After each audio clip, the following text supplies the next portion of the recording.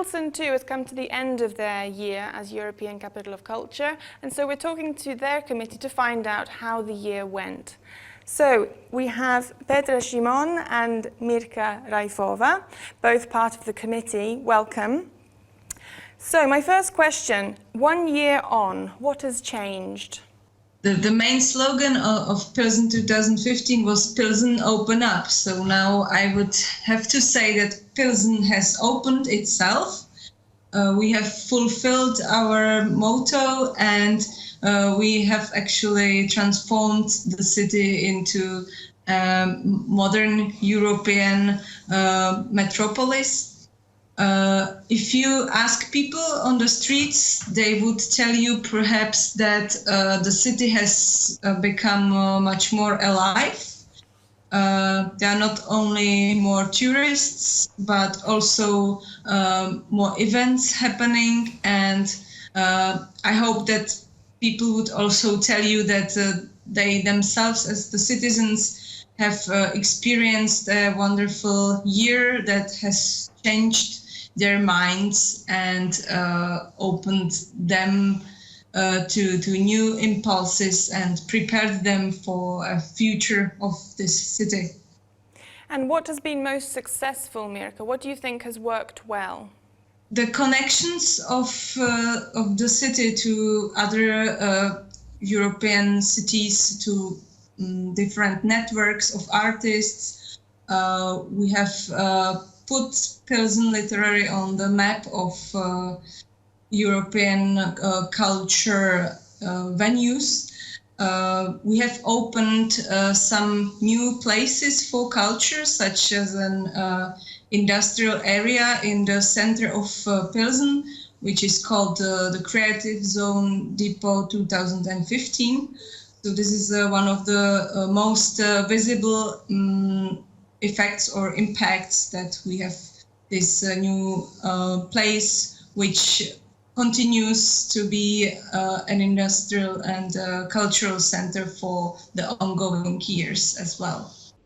I would say that the year of 2015 was successful, especially because the people, as Mirka said, became being interested in what's going on around them in their city. We became more active.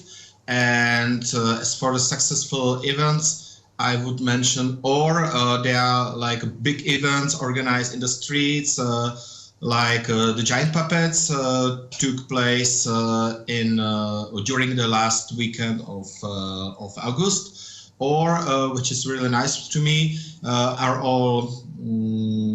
I would mention all activities related to the public space, participatory process, etc. So in one sentence, people became more active and taking care of the neighborhoods. Do you think there was anything that didn't work as well or not as expected? We always say that it's a really difficult process. It's not only 1 year of program and events, but it is a complete way of transforming the city. So the project itself took 5 years, which were quite long. And I would say that we could have done more in the preparatory part of the project. And also that if we got a second chance, we would probably do less events. So we would cut the program a little bit so that there would be more time and more financing as well to individual events. Because we had over 600 events during the whole year, which means every day there was something happening, sometimes even 2, 3, 5 events at the same time. So it was quite difficult to communicate everything. And for people, it was good that they had a wide choice of things to do. But even if it was a less program, I think it could work very well or even better sometimes. Is that the advice you would give Matera for 2019 in terms of communication and in terms of organization? I would say it's good to start revealing the program at least 1 year before, because then you don't have enough time to market or to advertise everything. But of course, it's very difficult to do it because 1 year is a long time and things can change before the start. So it's always good to choose the main events, to have a couple of highlights that you can tell very well in advance, and that the attraction is focused at least 10 or some couple of months before the beginning. And try to keep it an international, even so I know it's not easy to do that, but yeah, I think that the program as well, the opening ceremony should be balanced. I mean, interesting enough for the local people, for Italians, but as well for Europeans. And how to do that, I don't know, but I wish you good luck with that. Thank you. What about the highlights for you, Petra? What was a highlight during the year? Pilsen 2015 had 8 highlights. Some of them were based on the local personalities or traditions, such as Jiří Trnka, who was a puppet maker and illustrator. So we had big exhibitions presenting his entire work. Another highlight was the new circus season, which was practically new thing coming to Pilsen. We have never had groups or this genre in Pilsen before.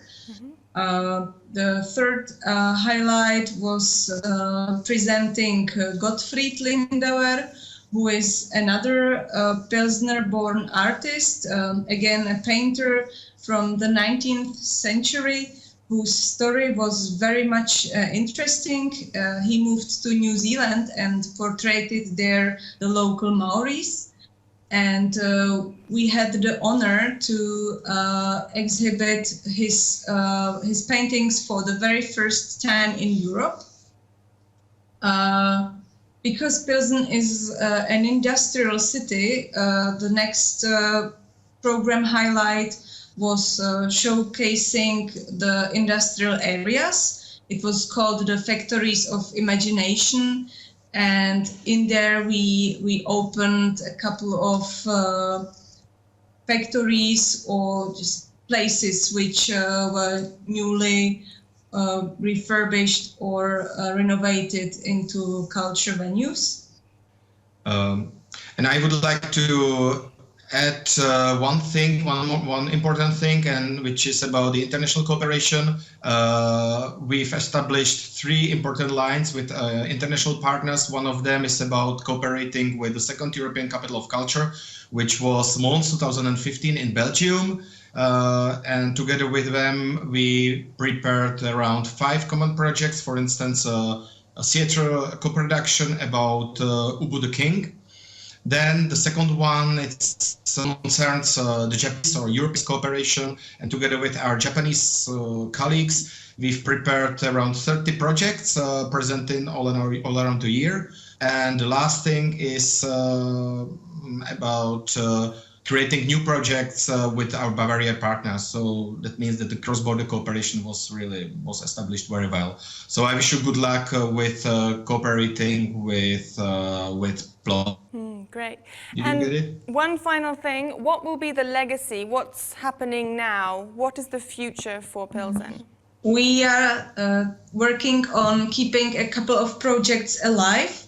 One of them is the already mentioned Creative Zone Depot 2015, which will be the heart of our organization and of all the exhibitions and concerts and open space, maker space, creative incubator, and so on.